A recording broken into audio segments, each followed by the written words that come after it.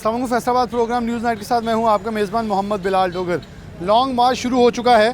पाकिस्तान तहरीक इंसाफ का लॉन्ग मार्च कितना मानी खेज़ होगा, कितना फ़ायदेमंद होगा या कितना नुकसानदेह होगा, प्रोग्राम आज होगा कि अहम प्रेस कॉन्फ्रेंस के बाद नतीजा क्या है, पाकिस्तान तहरीक इंसाफ कहाँ खड़ी है। क्योंकि DGISI और DGISPR की प्रेस कॉन्फ्रेंस के बरक्स जो एक बड़ा और बड़े सवालात इनके ऊपर खड़े किए गए, उसके बरक्स कोई भी जवाब मौसर नज़र ना आया। उसका असरात क्या होंगे, मुल्क कहाँ खड़ा है, 8 दिन का तवील लॉन्ग मार्च मानी खेज़ नतीजा खेज़ होगा या नहीं, प्रोग्राम लिए चलेंगे। मेहमान हमारे साथ होंगे मुख्तलिफ़ जमातों से, मुख्तलिफ़ मकातब फ़िक्र के, उनको शामिल करेंगे और देखते हैं लॉन्ग मार्च के ऊपर कल आवाम की राय तो मुख्तलिफ थी ही, आज जो स्टेक होल्डर्स हैं वो क्या कहते हैं। प्रोग्राम में जैसे कि मैंने मौजू में बताया, इस वक्त सबसे अहम ये है कि लॉन्ग मार्च इनकलाब और फिर आज़ादी है। लेकिन दूसरी तरफ इमरान खान साहब खुद गुज़िश्ता और एक निजी चैनल के ऊपर कह चुके हैं कि मैं गवर्नमेंट गिराने नहीं जा रहा। तो फिर आखिरकार किसके ख़िलाफ़ लॉन्ग मार्च है, किससे इनकलाब लेना है, किससे आज़ादी लेना है, ये एक सवाल है जिसे लेके हम आज पब्लिक के, जैसे गुज़िश्ता रोज़ हमने प्रोग्राम ये किया कि लॉन्ग मार्च होना चाहिए या नहीं होना चाहिए। मुख्तलिफ पॉइंट ऑफ व्यू मिले, जिन्होंने कहा नहीं, और कुछ ऐसे लोग थे जो कह रहे थे इस वक्त मौशी हालात ये गवारा नहीं करते, क्योंकि खान साहब खुद कह चुके हैं मौशी हालात बड़े पतले हैं। तो अगर मौशी हालात पतले हैं तो फिर आप क्यों लॉन्ग मार्च कर रहे हैं, ये सवाल खड़ा हुआ। फिर एक अहम प्रेस कॉन्फ्रेंस जिसके बाद पूरा दायरा कार बदल गया, जिन्होंने बड़ा कैटेगोरिकल कह दिया कि अब सियासत में कोई भी मदाखला अस्करी नहीं होगी। तो अब जो करना है सियासतदानों ने खुद करना है। मेरे ख्याल में पार्लियामेंट का रास्ता इख्तियार करना चाहिए। लेकिन पब्लिक क्या कहती है, क्योंकि हमने फैसलाबाद की जब बात करी तो टेक्सटाइल इंडस्ट्री बहुत अहमियत के हामिल है। एजाज नागरा साहब मौजूद हैं जो कि all Pakistan cotton powerloom owner association के चेयरमैन हैं, जबकि उनके साथ मैडम नूरुन्निसा मलिक साहिबा मौजूद हैं जो कि साबिक MP हैं, मेंबर पंजाब असम्बली रह चुकी हैं। मैं सबसे पहले नागरा साहब आपकी तरफ बढ़ूँगा, कैसे देखते हैं इस लॉन्ग मार्च के फ़वाइद नुकसानात, आप इसको किस हद तक देखते हैं। और इंडस्ट्री जहां इस वक्त 20 रुपये यूनिट मिल गया, LCs क्लियर हो गई, बहुत सारी चीज़ें इस पर इंडस्ट्रीज को पाइपलाइन में मिल रही हैं। दूसरी तरफ अगर देखा जाए तो वो कॉन्टीन्यूसली ये कह रहे हैं कि कुछ नहीं मिल रहा, मुल्क तबाह हो रहा है, मैं आवाम के लिए निकल रहा हूँ, इनकलाब आ जाएगा, आज़ादी आ जाएगी। इन लफ्ज़ों का भी मतलब नहीं को समझ पा रहा, आप कैसे डिफ़ाइन करेंगे। जी अस्सलाम वालेकुम जी, समझ तो और किसी को भी नहीं आ रही। जैसे वर्ष हालात पाकिस्तान के जा रहे हैं, मुआशी हालात जा रहे हैं, इकॉनमी डाउनवर्ड है, तो इन हालात में ये जो धरने या मार्च, मेरा नहीं ख्याल कि खान साहब खुद ही अपनी गवर्नमेंट के दौर में ये कहते रहे हैं कि ऐसे हालात में पाकिस्तान तरक्की नहीं कर सकता। पाकिस्तान तो चलें तरक्की पजीर मुल्क है, जो तरक्की याफ्ता ममालिक हैं उनके वर्ष हालात ऐसे हो जाते हैं मार्च या इस पोजीशन में, मेरा नहीं ख्याल कि ये पाकिस्तान के लिए बेहतर होगा। इससे पाकिस्तान की तरक्की ग्रोथ रुक जाएगी और मैं सख्ती से इसको कंडेम करता हूँ कि ये as a loom owner association, loom all Pakistan cotton powerloom association, तो मैं इस सिलसिले में कहूँगा कि ये बिल्कुल गलत बात है। अभी पाकिस्तान के जो ग्रे लिस्ट से पाकिस्तान को निकला है, तो मैं इसको कहूँगा कि इन हालात से फ़ायदा उठाते हुए पाकिस्तान को दूसरी तरफ जाना चाहिए। और ये जो इनका तरीक़ाकार है, मेरा नहीं ख्याल कि ये डेमोक्रेटिक है। तो इन हालात के पीछे क्या मामला हैं ये अल्लाह बेहतर जानता है। मैं तो इसको सख्ती से इसकी मजम्मत करूँगा। अच्छा साहब, एक 2 प्रेस कॉन्फ्रेंस हुई है, एक वाडा साहब की और एक फिर उन्हें जब किसी ने बोला अपनी पार्टी के ख़िलाफ़ तो उन्हें सस्पेंड कर दिया गया। और दूसरी तरफ अस्करी क़यादत की जो प्रेस कॉन्फ्रेंस थी बड़ी अहमियत की हामिल थी। उन्होंने सीधा ये, मतलब मेरे ख्याल में अगर मैं उसका थोड़ा सा लबो लबाब कहूँ तो ये था कि रात को पैर ते सवेर नूं हथ जोड़ के सवेर नूं तुसीं अखां च अखां पा लेने हैं, और कुछ ये भी चीज़ थे आप, क्योंकि उन्होंने बड़ा कैटेगोरी क्लियर जुमले बोल दिए हैं। उसके बाद कुछ नहीं, लेकिन पाकिस्तान तरीके इंसाफ कोई स्टैंड नहीं ले पा रही। उसके बाद हमें शाह महमूद कुरैशी नज़र आए, असद उमर नज़र आए, फवाद चौधरी इकट्ठी प्रेस कॉन्फ्रेंस नज़र आई, फिर इमरान खान निजी चैनल पर नज़र आए, वो कह रहे मैं नहीं बोलूँगा, मैं बोला तो एक लड़ाई छिड़ जाएगी। आपको लगता है इमरान खान सच्चे हैं इस मौके पर? सर ये गैर जमहूरी तरीक़ाकार है। अभी वो अगर कह रहे हैं, शुक्र अल्हम्दुलिल्लाह कि ब्लेसिंग है पाकिस्तान के लिए, कि अगर वो कह रहे हैं कि हम न्यूट्रल होना चाह रहे हैं, तो ये उनको घसीट रहे हैं कि दोबारा आप आएँ और मुझे लेकर आएँ। ये बिल्कुल गैर जमहूरी तरीक़ाकार है। अगर वो मैं तो मैं इसके ख़िलाफ़ हूँ बिल्कुल। उनका जो रोल है वो एक अलहदा रोल होना चाहिए कि जो पाकिस्तान की सालमियत के लिए होना चाहिए। अभी अगर ये जानबूझकर उनको मुलव्वस कर रहे हैं तो मेरा नहीं ख्याल कि ये बिल्कुल टोटली गैर जमहूरी तरीक़ाकार है। बहुत शुक्रिया। जान नागर साहब हैं, मोहतरमा नूरुन्निसा मलिक साहब मौजूद हैं, साथ महबूब जमान भट्ट साहब ने ज्वाइन कर लिया, जमात इस्लामी के ज़िला अमीर हैं। मैडम आप कैसे देखती हैं, आप खुद पंजाब असम्बली में रह भी चुकी हैं। एक तरफ कहा जा रहा है इलेक्शन करवाएं, हम मुल्क में तब्दीली लेके आना चाहते हैं, लेकिन दूसरी तरफ पार्लियामेंट के अंदर इंतज़ार कर रहे हैं लोगों के पार्लिमानी निज़ाम जो है बहाल किया जाए। मैं भट्ट साहब से भी यही पूछूंगा कि सियासतदान हमेशा चाहते हैं पार्लियामान मजबूत हो, लेकिन यहाँ या तो अदालतों के अंदर जाया जा रहा है हर फैसले के लिए, जबकि एक आइन मौजूद है, आइन बनाने वाले अदारा मौजूद है, या वो अस्करी क़यादत खुद बोरी उनको पॉइंट आउट किया जा रहा है, जबकि वो अदारा जो खुद अपने बारे में खुद मुख्तार है, इस मुल्क के कानून बनाने वाला है, उसके अंदर कोई जाने को तैयार नहीं है। और उसी अदारे के हवाले से कहा जा रहा है इलेक्शन करवा दें, उसी अदारे के अंदर जाना है, लेकिन उसी अदारे के अंदर बैठ के बात नहीं हो रही।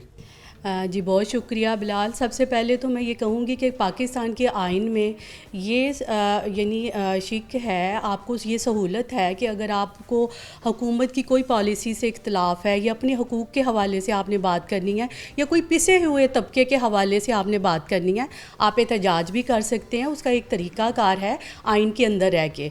मगर अगर आप ये कहें कि आप हुकूमत को गिराने के लिए, हुकूमत को अंडर प्रेशर करने के लिए और जो मुआशी इस्तेहकाम है उसको यानी डिटेल करने के लिए अगर आप हुकूमत को झुका लेंगे और एक हमला आवर जत्थे की सूरत में हमला करके अपनी शराइत मनवा लेंगे, तो ये बड़ा गलत तरीका है। और इसी पे ही आपने देखा है कि कल बिलावल साहब ने भी ट्वीट किया है कि पाकिस्तान पीपल्स पार्टी 3 नस्लों से इसी की जंग लड़ रही है कि अदारों को मजबूत किया जाए, अदारों को उनकी आइनी हदूद में रखा जाए। और ये सबसे पहले ये जो कल DGISPR और DGISI की जो प्रेस कॉन्फ्रेंस है, ये हिस्टोरिकल प्रेस कॉन्फ्रेंस है। इसी के लिए पाकिस्तान पीपल्स पार्टी ने इतनी कुर्बानियाँ भी दी, इतनी स्ट्रगल भी की कि अदारों को अपनी आइनी हकूक़ में आइनी हदूद में रखा जाए। और वही इंशाल्लाह से हम उसी तरफ सफ़र कर रहे हैं। और पाकिस्तान के आप देखें कि जब से ये इस हुकूमत को जो नाम नहाद तब्दीली का दावा लेके आई थी, उनको जो घर भेजा गया और उसके बाद जो मौजूदा हुकूमत ने पॉलिसीज़ अख्तियार की, आपने खुद देखा इंटरनेशनल लेवल पे जो हमारी आइसोलेशन थी वो कैसे ख़त्म हुई। पूरी दुनिया सैलाब के मसले पे जो इतना बड़ा एक यानी जिसको कहते हैं सानिया था पाकिस्तान के लिए, उसके साथ पूरी दुनिया आपके साथ कंधा जोड़ के खड़ी हुई। अगर ये नाअहलों की हुकूमत होती तो क्या पूरी दुनिया में इस तरह पाकिस्तान की आवाज़ जाती जिस तरह अब जा रही है? तो ये जो मौजूदा भी इनका जो एहतजाज है, जो ये लॉन्ग मार्च की कॉल है, मैं समझती हूँ इसको लॉन्ग मार्च तो पहले कहना ही नहीं चाहिए। लाहौर से इस्लामाबाद का ये कौन सा लॉन्ग मार्च है?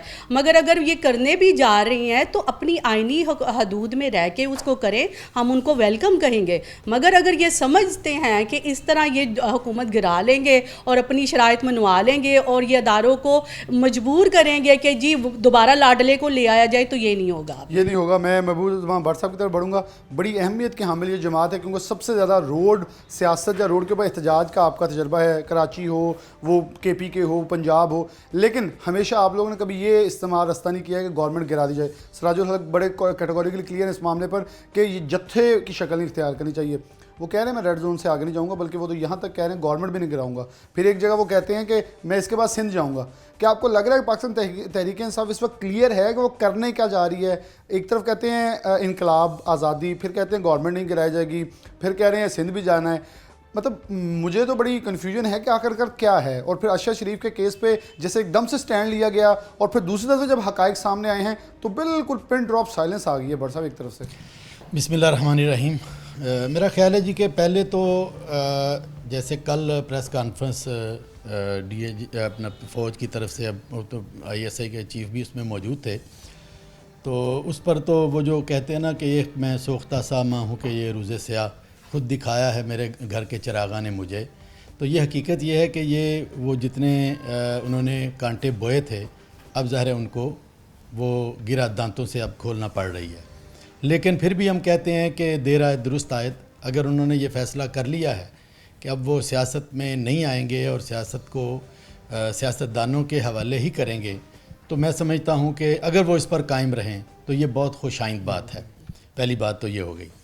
दूसरा ये है कि ये जो सियासत में लॉन्ग मार्च, मार धाड़, और ये ज़ाहिर है कि ये किसी भी सियासी पार्टी का हक़ है कि वो सियासी तौर पर जो है वो अपना जुलूस निकाल सकती है, वो रब्ता कर सकती है, आवाम तक पहुँचेगी, ये उसकी एक ज़रूरत है। लेकिन हमने ये देखा है कि इमरान खान साहब की सियासत ज़्यादातर जो है वो पिछली हुकूमत, जब पिछली हुकूमत थी 2018 से पहले, तो तब भी एक लामतनाई धरना था। अच्छा, अब भी उसी तरह का। तो हम ये समझते हैं कि अगर आपको हुकूमत से हटा दिया गया है और उसके पीछे भला कोई भी हो, लेकिन आपके पास अक्सरियत नहीं थी, आप जो है वो MQM और दूसरी जमातों के साथ मिलकर आप असम्बली में हुकूमत आपने बनाई थी। पर सब लगता है कि उस खत की भी अब वक़्त कोई नहीं, क्योंकि उन्होंने क्लियर किया कि आपने कहा अदम एतमाद नाकाम कर दें तो आप नहीं, उसकी ये अहमियत पहले बेशुमार जितने दिन बनना चाहेंगे वो आप, उसकी अहमियत पहले दिन से ही कोई नहीं थी। ये तो एक पाखंड होता है ना जी, एक इशू होता है, उन्होंने बना लिया। और मैं नहीं समझता कि उसकी कोई अहमियत पहले दिन से ही मौजूद थी, उसके पीछे हक़ाइक़ भी मौजूद नहीं थे। तो इसलिए ये एक सियासी स्टंट था। तो मैं समझता हूँ कि उन्होंने शुरू से ही कोशिश की है कि वो हुकूमत में आएँ, और हुकूमत में आने के लिए जायज़ व नाजायज़ कोई भी हरबा जो है वो अगर वो इस्तेमाल करना चाहते हैं तो वो करते हैं। लेकिन मैं इस मौके पर ये ज़रूर कहूँगा कि उनको स्ट्रेंथन किया है मौजूदा हुकूमत की नाकस कारकर्दगी। अगर ये कुछ ना कुछ डिलीवर करते तो डिलीवर के देखें ना, कोई मुख्तलिफ चीज़ तो नहीं की ना उन्होंने, जो रवायती हुकूमतें करती चली आ रही थी वो की है। तो ऐसे मौके पर जब पाकिस्तान मुआशी तौर पर बहुत मुश्किल हालत में था, और जब आपका सियासी दुश्मन भी आपके सर पर खड़ा है, तो आपको कुछ ना कुछ तो कारकर्दगी का मुजाहरा करना चाहिए था। लेकिन अखराजात हैं तो वैसे के वैसे हैं, फजूल खर्चियाँ हैं तो वैसी की वैसी हैं। तो ज़ाहिर है कि फिर आप अगर कारकर्दगी आपकी ज़ीरो है तो उसके नतीजे में फिर उनकी कारकर्दगी जो है वो भी कमज़ोर थी, आपकी उनसे भी कमज़ोर है। तो उनको मौका मिल गया, अब उनको लोगों को 4.25 साल भूल गए हैं, और आपको बिजली के बिल जो है वो उन्होंने बिल्कुल जो है वो लोगों को बेचारों को परेशान किया। बहुत शुक्रिया। महबूब जमान भट्ट साहब मौजूद थे। मैं भट्ट साहब की बात को अगर कंक्लूड करने लगा, बहुत खूबसूरत बात उन्होंने कही कि बेसिकली ये लॉन्ग मार्च जो है ये नलायकी, जो मैं पहले भी प्रोग्राम में कह चुका हूँ, नून लीग जब PDM नॉन प्रेजेंटेबल रही है, 1990 की सियासत की जा रही है, नॉन मीडिया फ्रेंडली एक किरदार अदा किया जा रहा है। जो आप कर रहे हैं वो प्रेजेंट नहीं कर पा रहे। सुभाष शरीफ UNO के वाइस चेयरमैन, वाइस प्रेसिडेंट बने, किसी को नहीं पता, प्रेजेंट नहीं कर पाए। आप बड़े मुआहदे करके आते हैं, आप प्रेजेंट नहीं कर पाए। आपने बहुत सारी चीज़ें की आप प्रेजेंट, लेकिन शायद तोशा खाना आपने समझा एक बड़ा केस था। जबकि आप अपनी कामयाबियों के ऊपर थोड़ा सा खड़े होते तो मेरे ख्याल में कौम आपके साथ खड़ी होती और एक अच्छा आउटकम जो है आप लोगों को मिल सकता। लेकिन भट्ट साहब की बात सही है कि आपके लूज पॉइंट्स के ऊपर वो छक्के मार रहे हैं। आप अटैकिंग पोजीशन की बजाय इस वक्त PDM डिफेंडिंग पोजीशन में है, और नलायकी यही होती है जो पाकिस्तान जिम्बाब्वे मैच का मैं थोड़ी सी एग्जांपल साथ दे दूंगा कि जिम्बाब्वे एक कमज़ोर टीम थी लेकिन वो अटैकिंग पे रही, और हम एक मजबूत टीम होने के नाते डिफेंडिंग पे रहे, और फिर हार हमारे मुकद्दर में बनी। एक ब्रेक लेंगे, दोबारा हाजिर होते हैं।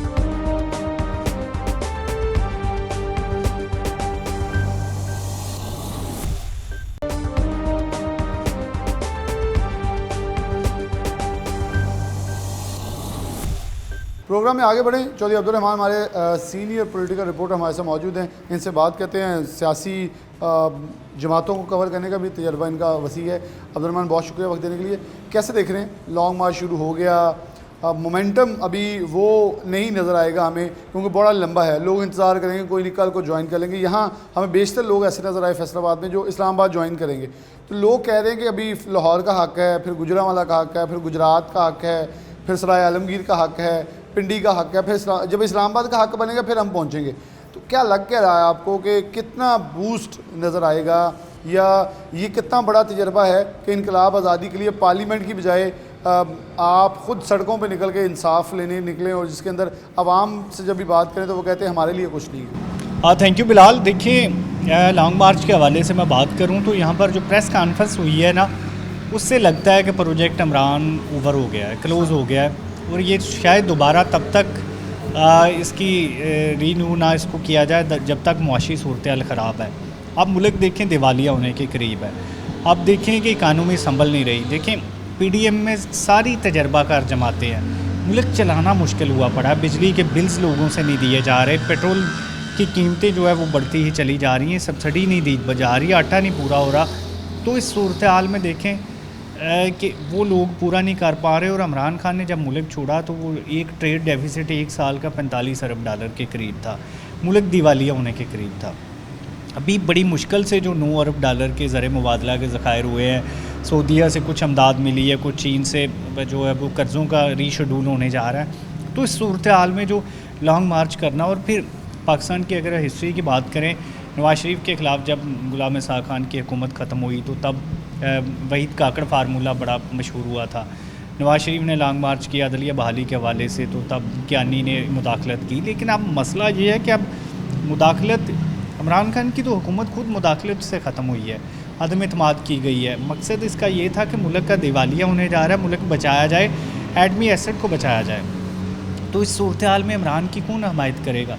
फिर प्रेस कॉन्फ्रेंस से देखें, एक चीज़ और सामने आई है कि ये डिसीजन आर्मी चीफ का नहीं है, पूरे इदारे का डिसीजन। यहाँ अब्दुलरहमान बड़ी मेन चीज़ है कि कल की प्रेस कॉन्फ्रेंस के बाद हमें अदारा एक पेज पे जहाँ ये बातें हो रही थी, उनको वर्गलाया जा रहा है जी, वो कुछ जनरल एक साइड पे हैं, कुछ एक साइड पे, बड़ा clear cut, loud and clear कि एक हैं। अब आप एक होकर दिखाएं हमें। बिल्कुल, वो बड़ा क्लियर मैसेज मिला। फिर दूसरी बात ये है कि जब इमरान खान लॉन्ग मार्च की बात करते थे तब था कि ये जब उनकी हुकूमत गई है कि वो हुकूमत गिराएंगे और फिर अपना आर्मी चीफ लेके आएंगे ना।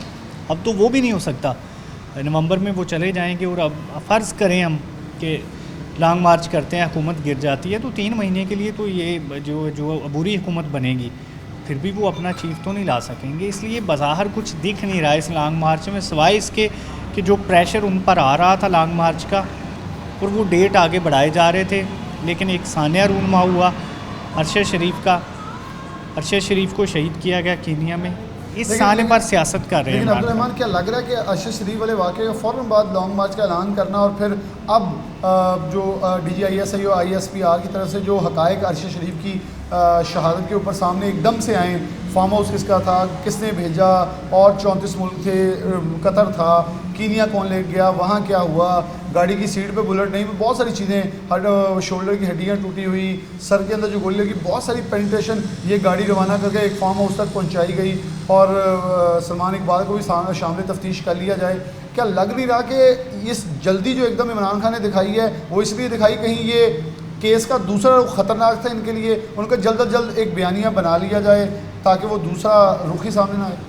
बिलाल, आपकी बात किसी हद तक दुरुस्त भी है। देखें, जैसे साइफ़र पे उसने अचानक से बयानिया बना लिया और बड़ा फ़ायदा उठाया, देखें मार्च से अब तक फ़ायदा उठा रहा है।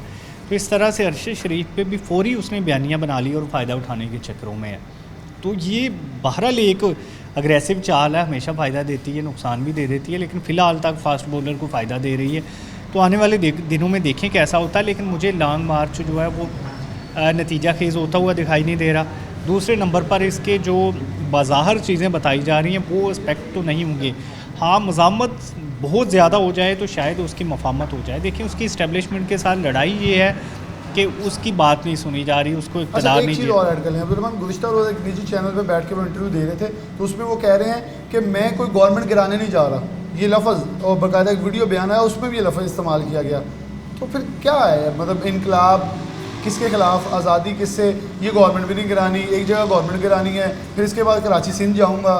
मतलब बड़ी पजल खुद लफ्ज़ों के अंदर उलझे नजर है कि उनके वर्कर्स भी हमसे क्वेश्चन कर रहे हैं। आपको क्या लग रहा है? ये बड़ी एक मेरे लिए एक शॉकिंग थी कि PTI के वर्कर्स हमें वैसे ही कर रहे हैं, आपको क्या लग रहा है?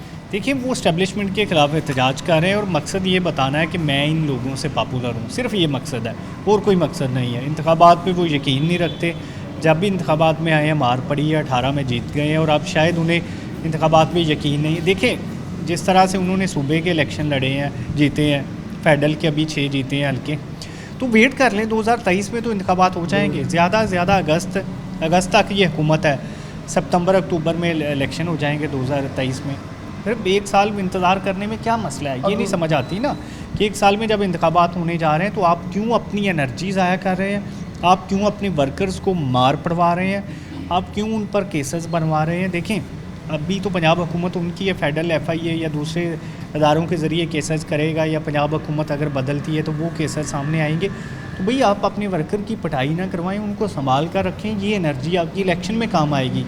1 साल पहले से अगर आप मूवमेंट बना देते हैं, उसका सबसे बड़ा ये नुकसान होगा कि इलेक्शन में आपको मार पड़ेगी। वही वर्कर है, वही पैसा है, वही इन्वेस्टर्स हैं। देखें, ये पाकिस्तान का जो सिक्का बंद कल्चर है, 1970 से पहले इलेक्शन हुए या अंग्रेज़ ने जब 1945 में करवाए हैं, तो उसके बाद से अब तक क्या चेंज हुआ है ना, वही दड़े हैं, वही बरादरियाँ हैं, वही बड़े लोग हैं, वही सिक्का बंद लोग हैं। एक पार्टी से दूसरी में शिफ्ट भी होते हैं, इसकी पार्टी में भी दूसरी पार्टियों से आए हैं, एक टाइम पे कुछ वापस भी चले गए, फिर नए भी आ रहे हैं। तो क्या तब्दीली आने जा रही है ना, एक साल में वर्कर्स का जो है वो कुट खा खा कर उसका वैसे ही मूड ऑफ हो जाएगा। मूवमेंट की देखें, मैं मौलाना फजलुर रहमान को क्रेडिट अक्सर देता हूँ कि 2018 में उन्होंने मूवमेंट शुरू की, 2022 में कामयाब हुई। ना उन्होंने वर्कर को मार खाने दी, ना उस पर पर्चे उन्हें दिए, और सबसे ज़्यादा एक्टिव भी रहे। एग्जैक्टली पीडीएम का सरबराह उन्हें बनाया इसलिए गया था कि वो सबसे ज़्यादा एक्टिव थे। सबसे एक्टिव थे। अब्दुल रहमान, बहुत शुक्रिया आपका वक्त देने के लिए। मुफ्ती फजलुर रहमान साहब हमारे साथ मौजूद हैं। मुफ्ती साहब, बहुत शुक्रिया आपके वक्त देने का। आपको ख़ास मकसद के लिए लिया है कि इमरान खान साहब एक वक्त पे कहते रहे कि सड़कें ब्लॉक नहीं होनी चाहिए। जब नवाज शरीफ नाअहल हुए तो ये उनके अल्फाज थे कि किसी को तकलीफ़ ना हो, लोगों का कारोबार मुतासिर होंगे। दीन इस्लाम क्या इजाज़त देता है कि एक रियासत, क्योंकि रियासती इदारा कल बड़ा कैटेगोरिकली जो मुहाफ़िज़ हैं वो बहुत डट कर सामने आकर नज़र आए, और उनको जिन अलक़ाबात से नवाजा उन्होंने भी फिर आगे से फरमा दिया जो कहने वाले थे। क्या रियासत के ख़िलाफ़ जब इमरान खान साहब खुद अंदर थे तो दीन भी याद था कि रियासत के ख़िलाफ़ उठना कुफर भी था, गुनाह भी था, सब कुछ। इस वक्त लॉन्ग मार्च को दीनी तबके कैसे देखें, क्योंकि कुछ दीनी तबकात को एक ग्रुप जाके मिलवाया जा रहा है इमरान खान को बारहा, और वो अपनी टिकट या अपनी जो भी चीज़ बैलेंस करें, लेकिन दूसरी तरफ बिल्कुल चीज़ें बरक्स नज़र आती हैं। बिस्मिल्लाहिर्रहमानिर्रहीम। सबसे पहले तो मैं शुक्रगुज़ार हूँ आपका कि एक अच्छी आवाज़ आवाम तक पहुँचाने के लिए आपने काविश की है। अल्लाह आपको इसका सिला नसीब फरमाए। गुजारिश ये है कि इस्लामी जमहूरिया पाकिस्तान हमारा वतन अज़ीज़ अल्लाह रब्बुल आलमीन की बहुत बड़ी नेमत है। अल्लाह हमें इस नेमत की कदर की तौफीक नसीब फरमाए। एक जमहूरी वतन होने के नाते एहतजाज, इख्तिलाफ़ राय ये हमारा हक़ है, कर सकते हैं, लेकिन ऐसा एहतजाज और ऐसा गिरोहबंदी और मसल्ला उसके ख़िलाफ़ एक्शन के जो रियासत को कमज़ोर करे और मुल्क की सालमियत के मसाइल बने और मुल्क दुश्मन क़ुव्वतों के लिए एक राह हमवार हो और ज़मीन नरम हो, ये ना तो वतन की मोहब्बत इसकी इजाज़त देती है, ना ही इस्लाम इसकी इजाज़त देता है, ना हमारी कोई अखलाकियात इसकी इजाज़त देती है। किसी भी आप फ़िक़ा को देख लें या आप किसी मज़हब दीन को देख लें, रियासत के कायम होने के बाद, हुकूमत के बन जाने के बाद, इसके बाद किसी को ये हक़ हासिल नहीं होता कि वो हुकूमत के ख़िलाफ़ एहतजाज मुसल्ला की तरफ लेकर जाए, लड़ाई और झगड़े की तरफ उसको लेके जाए। एहतजाज आप कर सकते हैं, हुकूमत आपको पसंद नहीं है, आपको किसी राय से इख्तलाफ है, उसका शरीयत भी आपको इजाज़त देती है और जमहूरियत भी आपको इजाज़त देती है, लेकिन उसके ख़िलाफ़ बगावत के सतह तक चले जाना और मार कुटाई और जनाब इस अंदाज से जो आवाज़ें उठ रही हैं, अल्लाह पाक वतन अज़ीज़ की उनसे हिफाजत फरमाए। और सारे इंसान हमारे भाई हैं, अफवाज पाकिस्तान हों वो हमारे सर का ताज हैं, अवामुन्नास हों वो भी हमारे भाई हैं। मेरा जमीयत उलमा इस्लाम से ताल्लुक़ है, लेकिन मैं समझता हूँ कि नून लीग, पीपल पार्टी, PTI सब पाकिस्तान से मोहब्बत रखने वाले, मुल्क के लिए सोचना चाहिए। कल जो हमारे अस्करी अदारों की प्रेस कॉन्फ्रेंस में बहुत कैटेगोरिकली एक चीज़ कही जी, इस वक्त मुल्क बड़े नाजुक हालात। इस वक्त उन्होंने ये नहीं कहा कि PTI ना आए गवर्नमेंट में, नून लीग रहे या PTI, उन्होंने कहा इस वक्त एक हो जाए, इस वक्त बहुत मुल्क के लिए हमें जो है ना वो एक होना चाहिए। और इस सिलसिले में जो कुरान और सुन्नत हमारी रहनुमाई करता है वो भी यही है कि रसूलुल्लाह सल्लल्लाहु अलैहि वसल्लम ने इरशाद फरमाया, मैं उसके अल्फाज हदीस के नकल कर देता हूँ ताकि कमी बेशी ना हो, क्योंकि हदीस मुबारक के अल्फाज को सही जो है ना वो पहचाना और उसमें कमी बेशी ना करना ये भी ज़रूरी है। तो इसमें रसूलुल्लाह सल्लल्लाहु अलैहि वसल्लम ने इरशाद फरमाया, हज़रत अबू हुरैरा रज़ी अल्लाह तआला अन्हु इस हदीस के रावी हैं, आप सल्लल्लाहु अलैहि वसल्लम इरशाद फरमाते, मन खरज मिन अत्ताअति व फारक़ल जमा, जिसने हुकूमत वक़्त की इताअत को छोड़ा और इस हद तक छोड़ा कि जमात के साथ उसने झगड़ा पैदा किया और उसमें फ़ुरक़त पैदा कर दी, अलहदगी इख्तियार कर ली, माता मैततन जाहिलिया, सरकार दो आलम सल्लल्लाहु अलैहि वसल्लम फरमाते इस हाल में वो मरा तो वो जाहिलियत की मौत मरा है।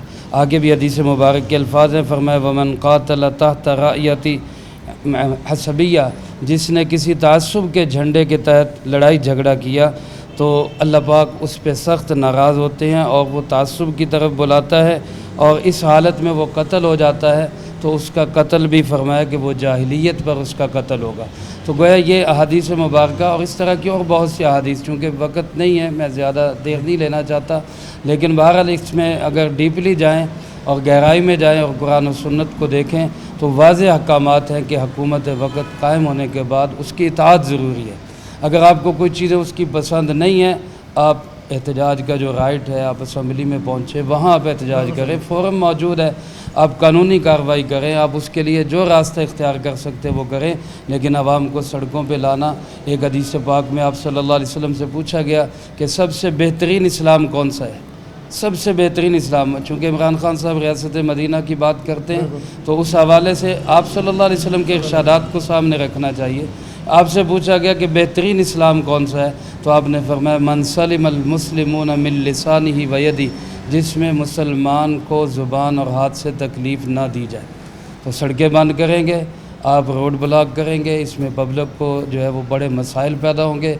या तो आपका एहतजाज इस कदर मुनज़्ज़म हो, जिस तरह अल्हम्दुलिल्लाह हमने JUI ने इनके ख़िलाफ़ मार्च भी किए हैं, लेकिन तारीख़ गवाह है, उसका रिकॉर्ड मौजूद है। अल्हम्दुलिल्लाह ट्रेनें भी चल रही हैं, एम्बुलेंसेस को भी रास्ता दिया जा रहा है, यहाँ तक कि मेट्रो दरमियान से गुज़र रही है और लोग खड़े हैं। इतना मुनज़्ज़म एहतजाज आप कर सकें पुरअमन, जिसमें मुल्क को कोई नुकसान ना हो, तो ठीक है। लेकिन जो तारीख़ है कि आपने इस्लामाबाद में दरख्त जलाए, आपने क्या कुछ नहीं किया, PTV सब कुछ किया, तो ऐसे हालात में बिल्कुल बिलखुसूस जबकि आपके कारकुनों पे आपका कंट्रोल नहीं है, तो आपको इस अंदाज से नहीं निकलना चाहिए। मैं आपकी मौजूदगी का फ़ायदा उठाते हुए एक चीज़ और भी, सुलह हुदैबिया का वाक़या भी हमारे सामने मौजूद है। उसे ये कहा जाता है कि अगर हम देखा जाए कि सुलह के लिए या मुफाहमत की याददाश्त के ऊपर दस्तखत करने हो या आगे बढ़ना चाहे, मुल्क की मुफाद के लिए, अपनी कौम के मुफाद के लिए फ़ैसला करना चाहिए, तो हमारे पास बहुत खूबसूरत है कि नबी आखिर ज़मान सल्लल्लाहु अलैहि वसल्लम ने जब मक्का में दाखिल होने सुलह हुदैबिया के मकाम पे एक मुआहिदा किया गया कि अगर कोई मुसलमान काफिर हो जाएगा तो उसे वापस अपने दीन से निकाल दिया जाएगा, दीन इस्लाम से खारिज करके काफिर जो भी दूसरा मज़हब उसके अंदर वापस भेज दिया जाएगा। लेकिन अगर कोई काफिर जो है, जो मुसलमान है वो काफिर हो जाएगा तो उसको वापस नहीं आने दिया जाएगा, वो उसी दीन में रहने की इजाज़त होगी। इसे अगर हम ये कह लें कि ये एक बेहतरीन मिसाल है कि जब आप कौम के मफाद के लिए, मुल्क के मफाद के लिए फ़ैसला कर रहे हो तो आप कमज़ोर तरीन मुआहिदा करके भी अपनी कौम को सालमियत की तरफ लेके जाते हैं। एक ब्रेक लेंगे, दोबारा हाजिर होते हैं।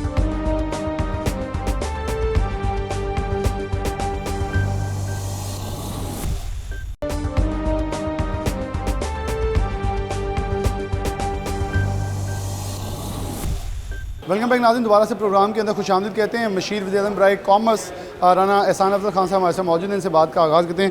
एहसान भाई बहुत शुक्रिया। कैसे देख रहे हैं लॉन्ग मार्च आपकी तरफ बढ़ रहा है, आप वज़ीर आज़म हाउस में मौजूद होते हैं, कैसे भांप रहे हैं सिचुएशन को? गवर्नमेंट गिरने वाली है, गवर्नमेंट ख़तरे में है, गवर्नमेंट को कितना टफ टाइम मिलेगा, क्या रेड जोन में जाएंगे या नहीं जाएंगे, सिचुएशन क्या प्रिवेल कर रही है? आप पूरी सिचुएशन को वज़ीर आज़म हाउस में कितना कॉन्फिडेंस है शहबाज शरीफ को अपने ऊपर और अपनी टीम के ऊपर कि हम स्टैंड कर रहे हैं? बिस्मिल्लाहिर्रहमानिर्रहीम। वो आपने देखा होगा कि आतिशबाजी के वक्त कुछ शुरली होती है ना, तो शुरली को देखने भी बहुत सारे लोग आते हैं। फिर शुरली को जब आप आग लगा के उसको आसमान पे भेजते हैं तो खूबसूरत भी बड़ी लगती है, लेकिन आसमान में जाके उसकी जो रोशनी है ना वो ख़त्म हो जाती है और फिर वो ड्रम आके ज़मीन में गिरती है। तो ये जो लॉन्ग मार्च है, मैं समझता हूँ कि इसका पर्दाफाश तो DG ISPR ने बड़े अच्छे तरीके से कर दिया कि किस तरीके से एक जाली बयानिए के ऊपर इन्होंने आवाम को गुमराह किया कि आलमी साजिश है। साइफ़र को ड्रामा कहा DG ISPR ने, और वो ड्रामा है। और इनके अपने सदर आरिफ अलवी ने कहा कि ये जो है मैं इसको नहीं मानता, ये मुझे इस पे यकीन नहीं है कि आलमी साजिश हुई है। तो इस बुनियाद पे वो लॉन्ग मार्च कर रहे हैं, या वो इस बुनियाद पे लॉन्ग मार्च कर रहे हैं कि चीफ़ ऑफ आर्मी स्टाफ की जो सिलेक्शन है वो ये हुकूमत नहीं कर सकती जिसका आइनी हक है। तो अगर ये बुनियाद है उनकी लॉन्ग मार्च करने की, और जो अब एक नया उन्होंने जो शोशा छोड़ दिया है कि अरशद शरीफ साहब जो कि पाकिस्तान के एक बहुत अहम जर्नलिस्ट थे, उनकी लाश पे वो सियासत कर रहे हैं। तो अगर ये 3 वजूहात हैं लॉन्ग मार्च करने की कि लाश पे सियासत करना, जाली बयानिए के ऊपर आवाम को गुमराह करना और आर्मी के चीफ की तकर्री करना, तो मैं समझता हूँ उनको कुछ नहीं मिलने लगा। वो आएँ, ये अगर सैर करें, सैर करके वहाँ जो है लोगों का वक्त और पैसा ज़ाया करें, और उसके बाद इन्होंने जो है वो वापस चले जाना है। इससे बढ़ के ये कुछ भी नहीं है। मैं समझता हूँ कि फ्लॉप सीन जो है वो हो गया था। DG ISPR की जो प्रेस कॉन्फ्रेंस, ये तो वो लोग हैं जो अंदर खाते मिन्नते तरले करते थे कि हम आपको तौसीह दे देते हैं, आपको ज़िंदगी भर के लिए चीफ ऑफ आर्मी स्टाफ बना देंगे, हमारी हुकूमत को बचा लें। अच्छा, DGISI ने जब ये बात कही थी ना कि मैं वहाँ मौजूद था जब आपने ऑफ़र की थी ताहियात आपको बना दी जाए, अच्छा इस बयानिए ने वो ख़त को बड़ा मुतनाज़ा कर दिया जो इन्होंने आप लोगों के ख़िलाफ़ ला के खड़ा किया था बगावत का, कि ये लोगों ने मुल्क के ख़िलाफ़ बगावत की है, इन्होंने रजीम चेंज की है। देखिए वो तो मैं क्लियर हो गया ना, बात तो क्लियर हो गई कि ऐसा कोई मामला ही नहीं है। अगर किसी ने साजिश की वो तो इमरान खान है, अवाम को तकसीम किया, उसके अंदर नफ़रत के बीज बोए। देखें आप अपने इंस्टीट्यूशंस को हैं, मीर जाफ़िर कहें, मीर सादिक कहें, ये वो लोग हैं जो आपके बॉर्डरों की हिफाजत करते हैं। तो मैं समझता हूँ हमने भी तनकीद की, हमने ज़रूर फ़ौज पे तनकीद की या कुछ लोगों जर्नैलों पे तनकीद की, लेकिन वो तनकीद थी कि इनको अपने आइनी हदूद में काम करना चाहिए। लेकिन यहाँ तो गंगा उल्टी बह रही है। यहाँ तो इमरान खान साहब कह रहे हैं कि आप हमारी सिलेक्शन करें, हमारे सर पे हाथ रखें, पीछे ये कहते हैं और आगे जाके कहते हैं मीर जाफ़िर और मीर सादिक। तो मैं समझता हूँ ये मुनाफ़िकत की जो छतरी थी वो जो है वो अवाम के सामने बेनकाब हो चुकी है। और ये लॉन्ग मार्च में इनका जो अपना कल्ट है, इनका जो अपना ग्रुप है वो ज़रूर सपोर्ट करेगा, लेकिन जो एक शऊर रखने वाला पाकिस्तानी है, जो स्विंग वोटर जिसको आप कहते हैं, वो फैसला करेगा कि उसने इसका हिस्सा बनना है या नहीं। अच्छा, एक बड़ा अहम सवाल है जो हर एक कोई हमसे भी पूछ रहा है, आपसे पूछ रहा होगा कि इन्होंने कहा, आर्मी ने तो कह दिया हम साइड पे हैं, आपने जो करना है आप मिल के करेंगे, असम्बली में ये आना नहीं चाहते, इलेक्शन लड़के आना चाहते हैं, अभी नहीं आना चाहते। लेकिन आप क्या समझते हैं कि अर्ली इलेक्शंस की तरफ गवर्नमेंट, क्योंकि 8 दिन के धरने का मकसद ये है, कहीं जैसे मियां मोहम्मद नवाज शरीफ ने अदलिया बहाली के लिए तहरीक निकाली थी तो अभी रास्ते में पहुंचे थे, उन्होंने कहा जी बहाल हो गए जवेद चौधरी, वो तो सब मामला ख़त्म हो गया था। तो यहाँ अब आप क्या देख रहे हैं, क्या गुजरांवाला, गुजरात, सराय आलमगीर, कहाँ तक जाके नए इलेक्शन आ जाएंगे? देखिए ये अब आएंगे, ये गुजरांवाला भी क्रॉस करेंगे, ये पिंडी भटिया, फैसलाबाद, ये सारा जेलम भी क्रॉस करके ये इस्लामाबाद पहुंचेंगे। इस्लामाबाद से हम इनको रुखसत करेंगे वापस, ये फिर अपने घरों में जाएंगे और फिर आराम से जो है वो इलेक्शन नहीं हो रहे। नहीं कुछ नहीं होने। तो फिर इनकलाब, आज़ादी, अब आपको अभी तक क्या अंडरस्टैंड, क्योंकि डेफिनेटली गवर्नमेंट की सतह के ऊपर एक लेटर भी लिखा गया तमाम सूबाई गवर्नमेंटों को कि वफाक के साथ खड़े हों। और अगर जो अभी तक मैंने कानूनी माहिरीन से कुछ पूछा कि अगर वो लोग इस लेटर का जवाब मुस्बत नहीं देते तो गवर्नर आज का रास्ता हमवार हो जाता है, तो क्या उधर जा सकते हैं आप लोग? देखिए अगर तो तसादम हुआ, अगर इनका प्लान जो है वो ये है कि इन्होंने धावा बोलना है और अपनी ब्लैकमेलिंग करनी है इस्लामाबाद हुकूमत की, तो फिर तो सब कुछ हो सकता है, सारी ऑप्शन जो हैं ओपन है। लेकिन अगर इनका ये इरादा है कि इन्होंने H9 पार्क या F9 पार्क के अंदर जो है वो इन्होंने जलसा करना है, वहाँ धरना देना है, तो उसकी इजाज़त इनको मिल जाएगी। अगर ये पुरअमन हुआ तो पाकिस्तान में फ्रीडम ऑफ स्पीच है, फ्रीडम ऑफ असेंबली है, फ्रीडम ऑफ प्रोटेस्ट है, वो तीनों फ्रीडम्स इनको दी जाएंगी। लेकिन अगर ये कानून को हाथ में लेंगे, ये जो है वो इस जो मार्च को जो है इसके अंदर कानून को तोड़ेंगे, तो फिर जो है सब ऑप्शन जो है वो।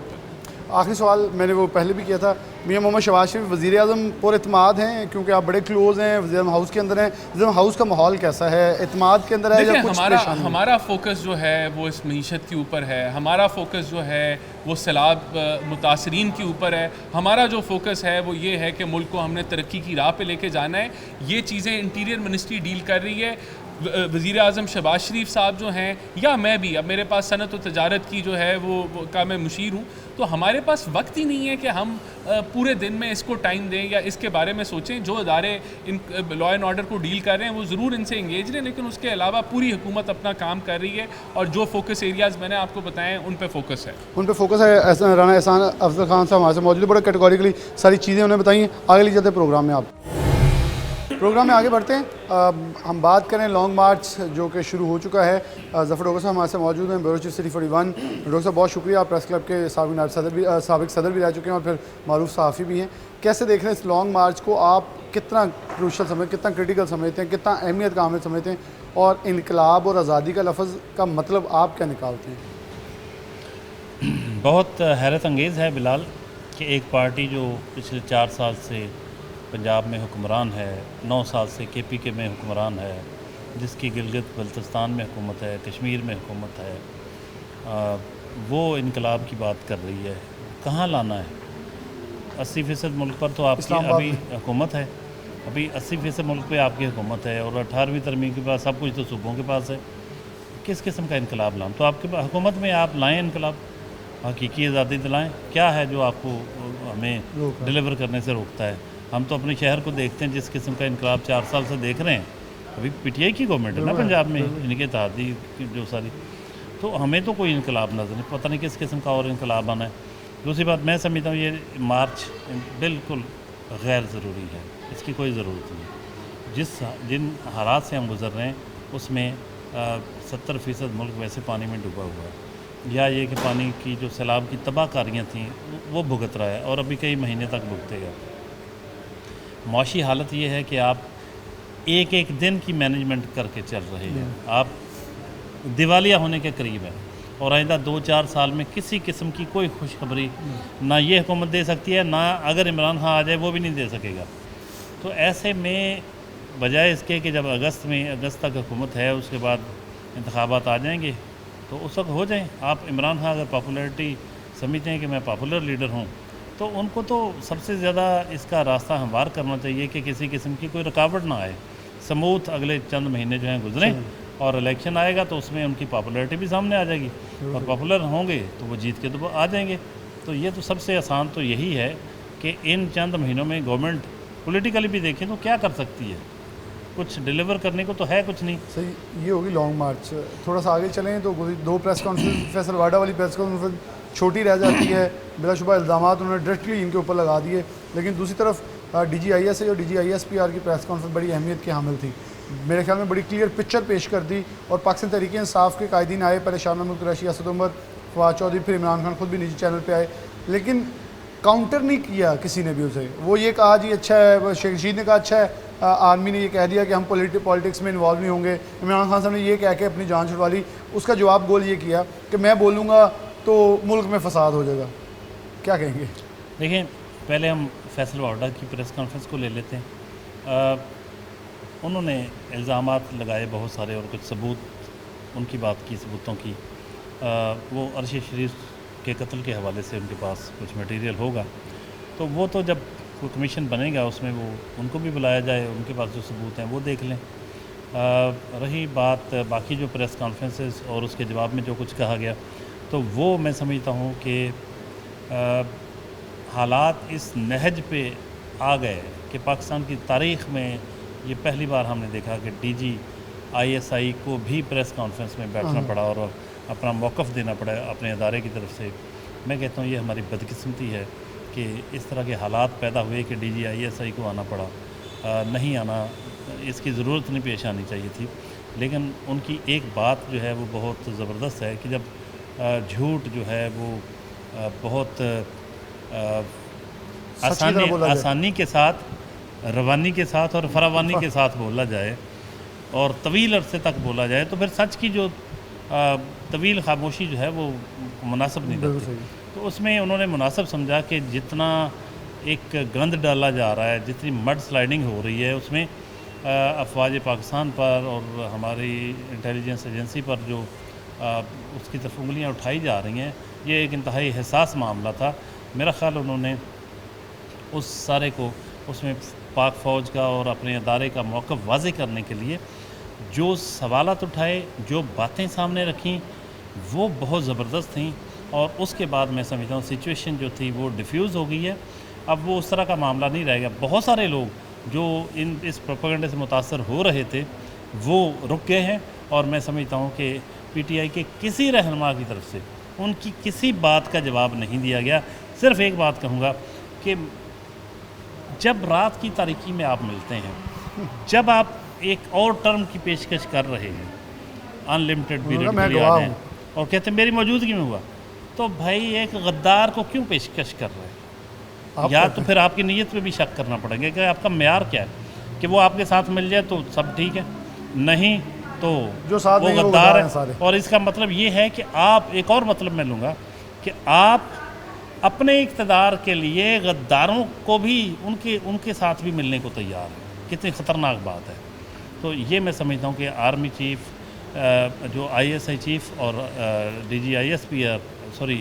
DGISI और DGISPR की जो प्रेस कॉन्फ्रेंस थी, उसमें इतना मैटर था, इतनी वो आंखें खोलने वाला आई ओपनिंग मटेरियल था कि जिसका PTI को बहुत देर तक इसकी वजाहतें खुद देना पड़ेंगी। और इसके इतने दूररस असरात और नताइज मरतब होंगे कि मैं एक पेशगोई कर देता हूँ कि इस प्रेस कॉन्फ्रेंस के बाद आप ये नोट कर लीजिएगा कि लॉन्ग मार्च बेनतीजा रहेगा। इख्तिताम कर दिया प्रोग्राम का, मेरे ख्याल में मैं भी प्रोग्राम का यही इख्तिताम करूँगा। बेनतीजा ये लॉन्ग मार्च रहेगा। जो प्रोग्राम के अंदर शरीक मेहमान भी थे वो कह रहे थे इस वक्त की ज़रूरत नहीं है। कुछ हमने भी गुज़श्ता रोज़ प्रोग्राम किया, लोग यही कह रहे थे मुआशी हालात पतले हैं, PTI के बिल्कुल साथ खड़े हो जाएंगे। लेकिन प्रेस कॉन्फ्रेंस के बाद बिल्कुल यकसर तस्वीर बदलती नज़र आई और बहुत सारे सवालात पाकिस्तान तहरीक-ए-इंसाफ के ऊपर खड़े हो चुके हैं, जो कि मेरे ख्याल में जवाब ना देंगे। पहले जवाब वो ले रहे थे, अब जवाब उनको देने पड़ेंगे। इसी के साथ प्रोग्राम न्यूज़ नाइट से जा दीजिए। अल्लाह हाफ़िज़।